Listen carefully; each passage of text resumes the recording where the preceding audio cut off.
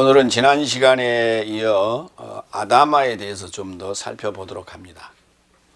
이 아다마란 단어를 살펴봄에 있어서 에레츠라고 하는 이 땅과 비교해서 보는 것이 옳은 방법이다 해서 그렇게 좀 살펴보도록 하겠습니다.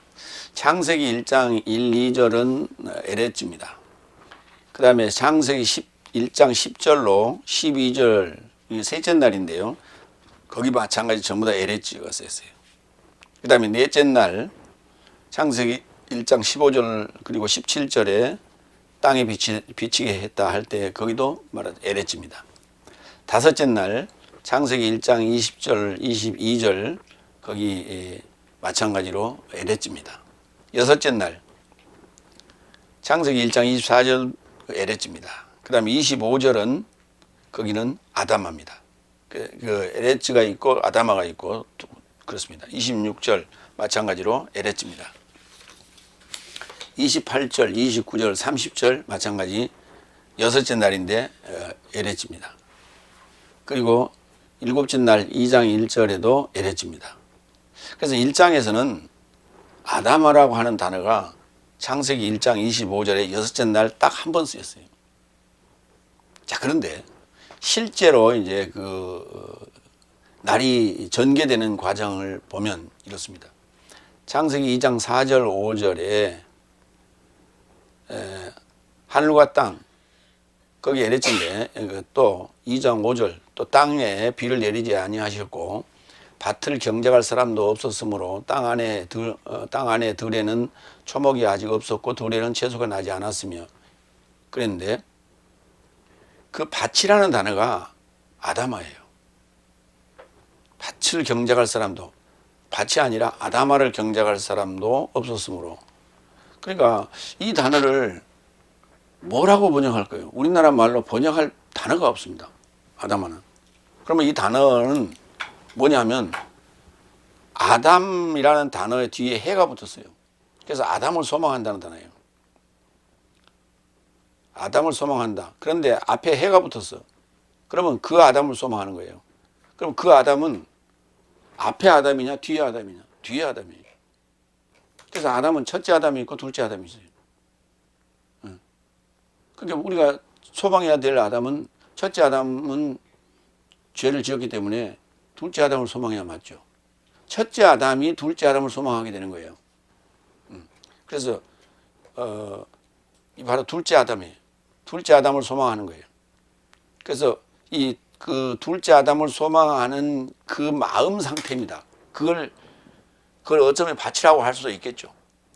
근데 어쨌든 그 땅이라는 것도 내 안에 있고 밭도 아다마도 내 안에 있는데 에레츠의 중심이 바로 하아다마다 이렇게 보시면 돼요. 위치상으로 볼 때. 그래서 2장 5절 6절 7절을 읽어보면 이렇게 됩니다. 여호와 하나님이 땅에 비를 내리지 아니하셨고 아다마를 경작할 사람도 없었으므로 땅 안에는 초목이 아직 없었고 들에는 채소가 나지 아니하였으며 안개만 땅에서 올라와 그 다음에 아다마를 적셨더라 이렇게 되는 거예요.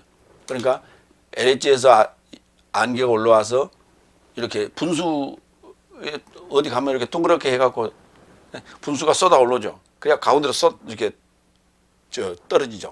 그런 개념으로 이해하시면 돼. 안개가 올라와서 아다마를 적셨더라. 여호와 하나님이 아다마에서 나온 흙으로 그러니까 그래가지고 아다마에서 나온 흙으로 사람을 지으시고 생기를 그 코에 불어넣으시니 사람이 산 목숨이 된지라 이렇게 되는 거예요. 그러니까 아담이 창조되는 그 바탕이 뭐냐면 아다마예요. 그리고 이제 2장 9절로 넘어가면 에덴 동산이 등장하는데 여호와 하나님이 그 2장 9절 여호와 하나님이 그 아다마에서 보기에 아름답고 먹기에 좋은 나무가 나게 하시니 동산 가운데는 생명나무와 선악을 알게 하는 나무도 있더라. 이게 에덴 동산이 그 에레츠 안에 있는 거예요. 그런데 2장 11절로 볼까요? 첫째 이름은 비손이라 금이 있는 하올라 온 땅에 들렸고 거기서부터 이제 퍼져나가는 거죠. 에레츠로. 그러니까 에레츠의 중심이 아다마다 이렇게 보시면 돼요. 2장 19절에 또 아다마가 등장합니다. 여호와 하나님이 아다마에서 각종 들짐승과 공중의 세를 지으시고 아담이 어떻게 이름을 짓나 보시려고 그것들을 그에게로 이끌어 이르시니 아담이 각 생물을 일컫는 바가 곧 그 이름이더라. 그러니까 생물의 이름을 지은 그 생물들도 아담아 것들이었어요. 그런데 3장 7절에 보면 17절에 보면 아담아가 저주를 받습니다. 그래갖고 4장에 가면은 가인이 아벨을 죽이는 일이 벌어져요. 그런데 그 가인이 뭐 하는 자였냐면 아담아를 경작하는 자였어요. 그러니까 저주받은 아담아에서 난 것으로 그걸 농사를 지어가지고 그것을 드렸던 것이죠. 그래서 가인의 것은 받지는 않고 아벨의 것은 받았던 거예요. 왜 그러냐면 아담아가 저주를 받고 난 이후에부터는 피해 제사가 필요했던 것이죠. 그리고 이제 5장 29절에 노아가 등장합니다. 노아는 위로자란 말을 썼어요. 여호와께서 아담아를 저주하심으로 수고로 일하는 우리를 이 아들이 아니하시리라. 그러니까 그 저주받은 아담아로 인하여 그 에덴 동산에 쫓겨나고 그 수고하는 죄를 지어서 수고하는 이들을 위로하러 오신 이가 이제 노아가 되는데 노아가 이제 6장 1절에 사람이 아담아 위에 번성하기 시작할 때 그들에게서 딸들이 낳았다 이렇게 표현하고 있는 거예요. 그러니까 아담아라고 하는 것을 우리가 덮어놓고 보면은 좀 이상한 성경이 안 풀려요. 근데 아담아를 열어놓고 보면 성경이 좀 보이기 시작해요. 그리고 6장 7절에 지면을 쓸어버리겠다 할 때 그 아담아를 쓸어버리는 거예요. 그리고 6장 20절에 보면 아담아에서 나오는 것들을 보존하는 거예요. 그러니까 에레츠에서 나오는 것과 아담아에서 나온 것을 같이 하겠다. 그래서 그 노아 방주에 태우게 되는 그런 얘기가 되는 것이고, 그 다음에 7장 23절에서는 아담아가 이렇게 다 쓸어버린 얘기가 나오고, 그 다음에 8장 8절에 가면은 아담아의 물이 얼마나 줄었는지를 알려고 비둘기를 내보내는 그런 얘기가 나오고, 그다음에 8장 13절에 보면 아담아의 물이 거쳤다라고 하는 그 홍수가 끝나는 대목이 나오고, 그다음에 8장 21절에 가면은 아담아를 다시는 이제 저주하지 않겠다라고 하는 하나님의 약속이 등장하고, 그다음에 9장 2절에 보면은 에레츠와 아담아의 기는 그러니까 짐승과 등등을 이제 너의 손에 붙이겠다. 이 고난이임이죠. 그런가 하면 이제 9장 20절에서 노아가 아담아를 경작하는 그 포도 농사를 시작합니다. 아담아에서 하는 거예요, 그게. 그래가지고 이제 말라기까지 가는 거예요.